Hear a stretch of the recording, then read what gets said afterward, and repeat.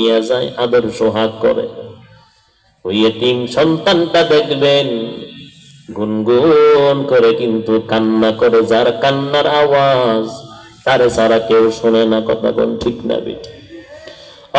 নবীর উম্মত, আমার আপনার মায়ার নবীও বাবা হারাইলেন যখন মা আমেনার গর্ভের ভিতরে ছিলেন।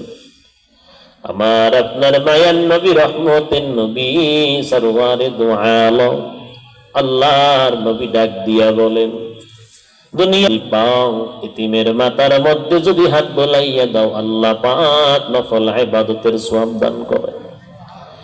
কারণ আমার আপনার মায়ার নবী বলেন, খবরদার সাবধান, এতিমের উপর জীবনও কোনোদিন জুলুম করা যাবে না। এতিমের মাল জবরদস্তি মূলক ভাবে আত্মসাৎ করা যাবে না, এতিমের মাল কাজ করা যাবে না। নবী বলেন, কেউ যদি এতিমের মাল গ্রাস করে, সে এতিমের মাল খায় নাই, জাহান্নামের জ্বলন্ত অঙ্গার পেটের মধ্যে ঢুকাইল। আমার আপনার মায়ার নবী বলেন, আমিও তো এতিম হইয়া দুনিয়ার জমিনে আসছি। আমি নবী যখন দুনিয়ার জমিনে আসলাম, চোখ দিয়ে আমি আমার বাবারে দেখি নাই। নবী বলেন, ছোটবেলা